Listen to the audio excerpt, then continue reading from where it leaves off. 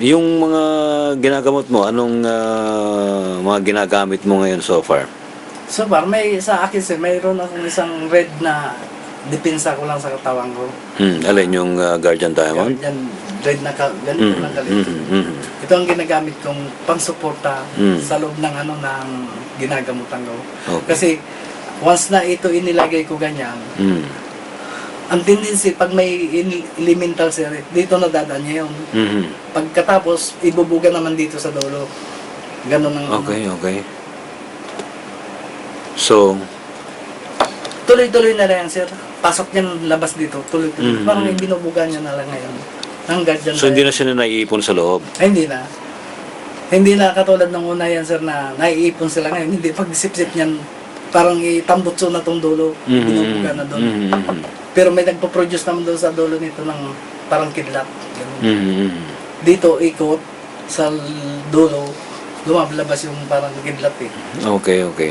Ngayon, Sa ito, panggamot, sa paggagamot, kung ito gagamitin na, ito kasi dapat dito, kapartner ko palagi sa paggamot sir, kasi ito, matapos ang healing namin, ito ang magiging proteksyon sa katawan nila. Na, halimbawa, dinidemonstrate ko pag may sakit sa puso, o sabi ko, idikit mo lang to.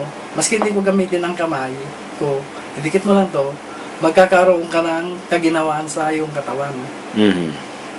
I-trinay namin doon sa inaanit ng, halimbawa itong, dito sir, yung isang babae ditong gumawa sa atin, umorder ng isang ganitong malaki. I-trinay ko doon sa nanay niya.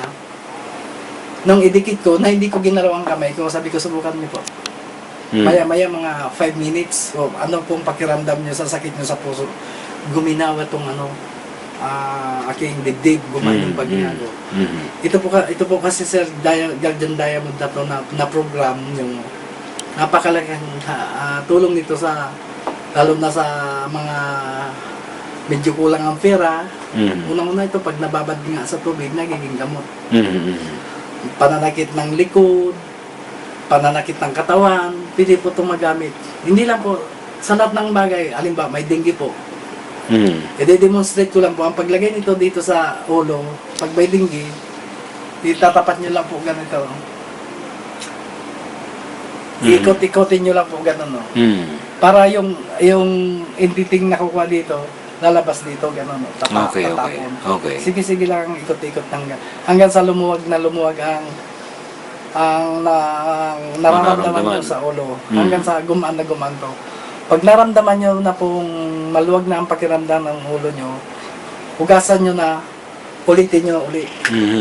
3 times nyo pong gagamitin itong pantanggal dito sa anuman sakit na 3 times sa isang araw? Hindi, sa sunod-sunod na healing. Okay. Ganun ang gagawin. Okay. Sige pa.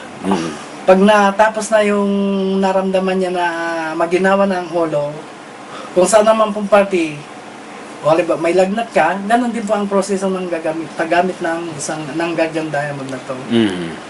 Ito po ang alternatibong panlaban niya yun sa mga sakit. Ingatan lang po kasi ito na huwag mabagsak. Parang po to, babasagin nga po to, pero napakalakas ng maitutulong nito sa isang taong may karamdaman. Okay.